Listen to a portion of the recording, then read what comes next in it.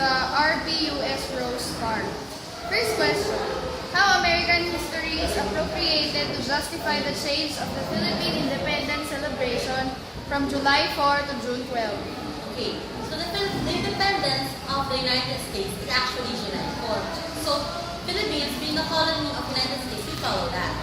But during the time when things are not working that good, the Philippines decided to change the Independence Day to June 12 to have our own identity.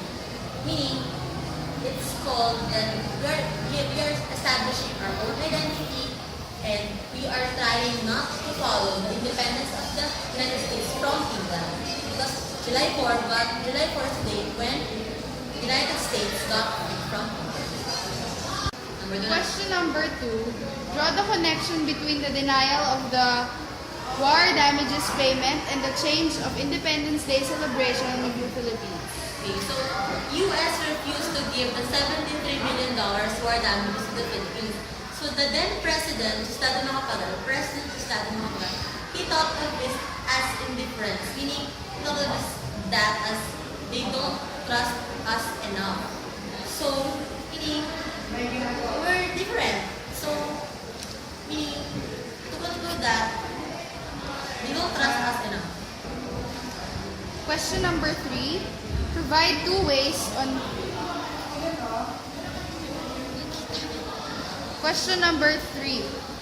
Provide 2 ways on how Macapagal justified such change. Okay, so our independence does not lose the fact that we still respect the United States, but it only means that we are still, number 1, we are still under the protection of the United States. And second, that the flag, the colors of the flag, that the blue, red, and white, represent that we have somehow the colors are same with the United States flag. That we still respect them and they are our safe haven. Next topic, RP flag. First question. Why the term evolution of the Philippine flag is not an appropriate term to be used in describing the flags? Okay, so to summarize it, we never had a series of flags. It is not an evolution, our flag had its own identity. That's it. Second question. How the symbolisms found in the flag manifested sense of attachment to USA in reference to the Philippine Declaration of Independence document? Okay, so even though our independence was declared, still we are somehow connected to the US because of the colors of the flag that are red, blue, and white. So it means that we express our gratitude to the US and we are still depending on them in terms of our safety. Thank you. First set of reading materials, Philippine History with Constitution. Question number 1. Why Aguinaldo was not present in the occasion? Hello, I'm Edwin Meneses. My answer to the first question of why Aguinaldo was not present in the occasion was because there was a threat or somebody suggested that he would be assassinated that day, so that he decided to stay in the headquarters in Cavite. Question number 2. Why do we choose not to attend the Independence Day declaration? Dewey did not attend the declaration of the Independence Day because he said it coincided with his mail day, but in actual, it was only an excuse. The real reason why he didn't attend was because it would mean, or it would suggest that he or the US agrees with the Philippines being free from the US colonization. Question number 3. Was Johnson ranked as a captain conferred by the American government? Johnson was not really a captain, but he was just a representative that was sent to attend the Declaration of the Independence Day, but he didn't really have a government position. Question number 4. What was the role of Johnson and its importance in the occasion? Johnson's role, he was sent as a representative in that occasion to show some respect for the invitation. And his importance in the occasion would be his nationality itself as an American, and it would stand that the U.S. agrees with the independence of the Philippines. Questions. Number 1. Provide an understanding of each of the birthday celebration of Aguinaldo in forms of grace and disgrace. The first disgracia was when his 28th birthday. The grace or the gracia was that he was elected as the president of the revolutionary government at Alaneros Convention. But the disgracia was 2 days after his brother Crispino died in the Battle of the Pascual. The second birthday, it was his 31st birthday. The grace was Aguinaldo still had the chance to celebrate his birthday and had a very festive birthday. He had so many food, but the disgrace was he was being chased or pursued by the enemy, and during his celebration, there was a person who started telling stories about someone and then started crying, which made the celebration a bit sad. And then the next one is the 32nd birthday.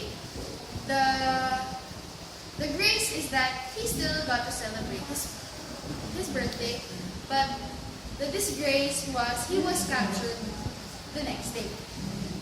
And lastly, his 88th birthday, the grace is he was still alive even of the old age of 88. And the disgrace was at the same time of his birthday, President Ramon Magsaysay was died in a plane crash and then buried at that same day. Hi, good day. I'm Patrick Mendoza, BSHRM first. Topic number 1 from set 2 of the questionnaires. KKK leaders differ on nationhood. Question.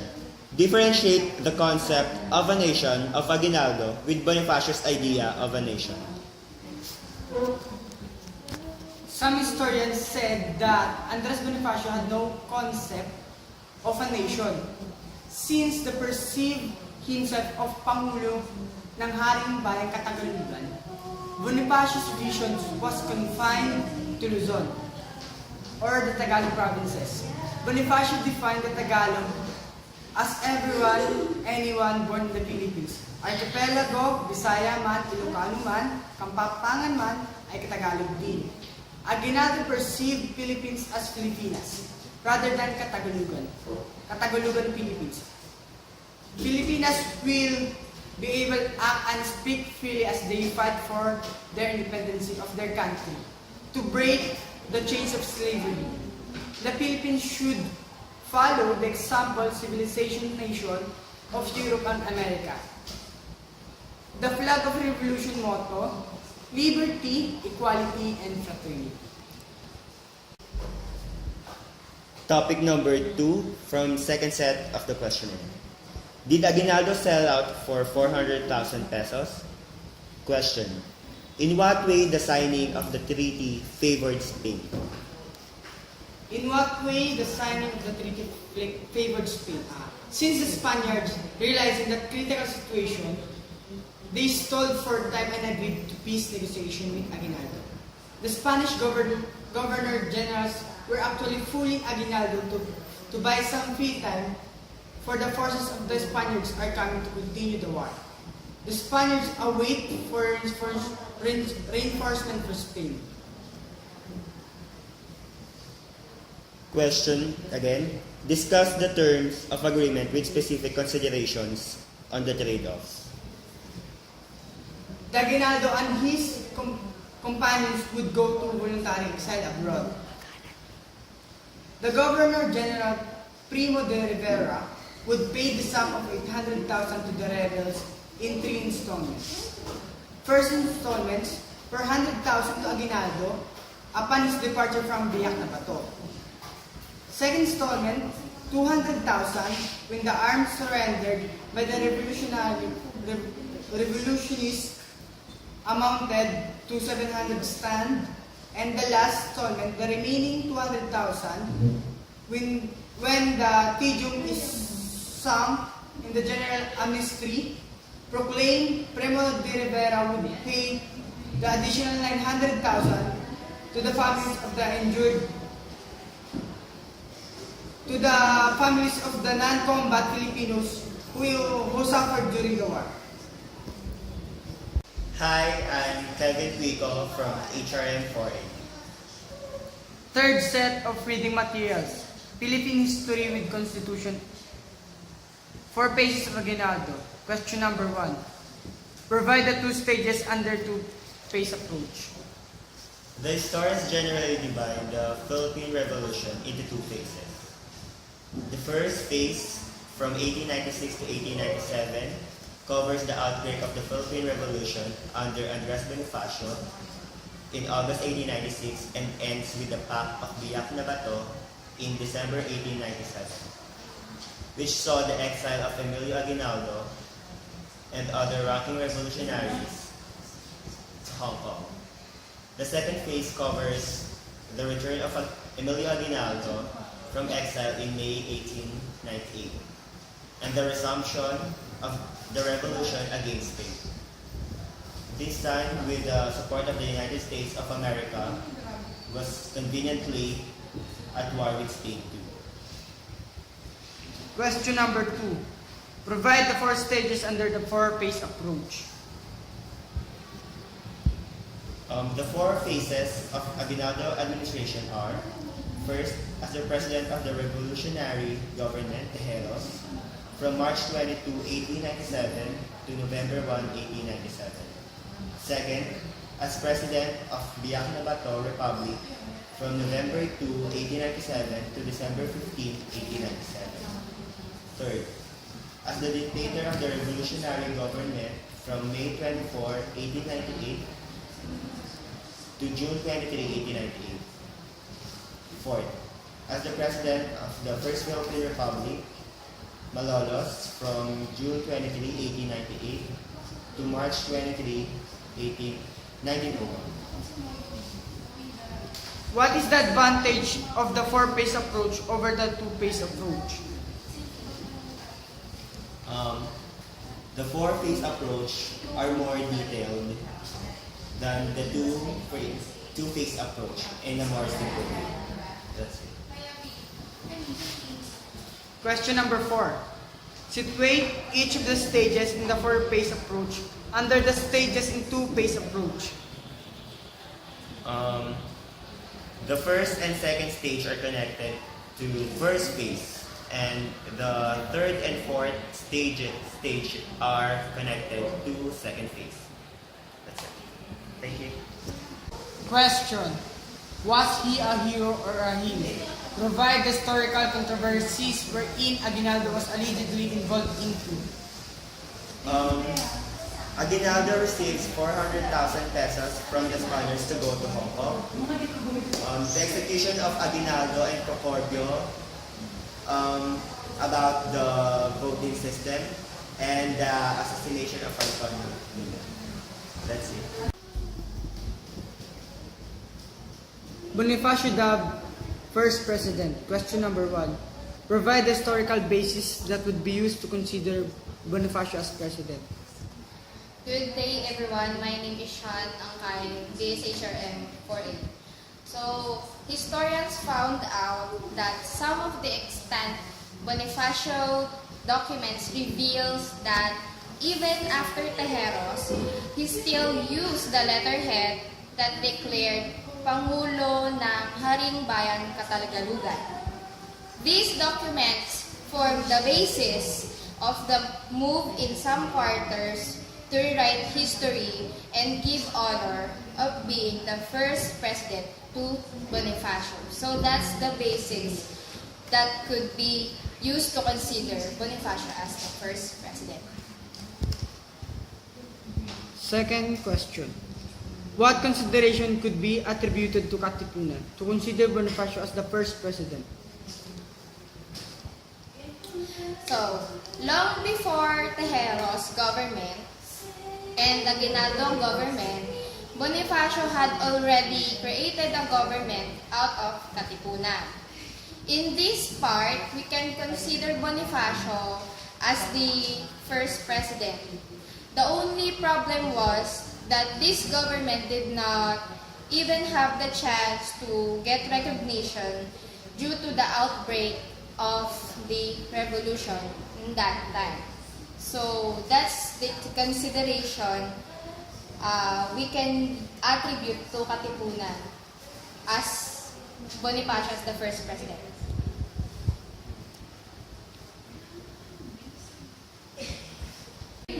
Question number 3. Why is there a need for Bonifacio to have his photograph wearing the coat be publicly displayed?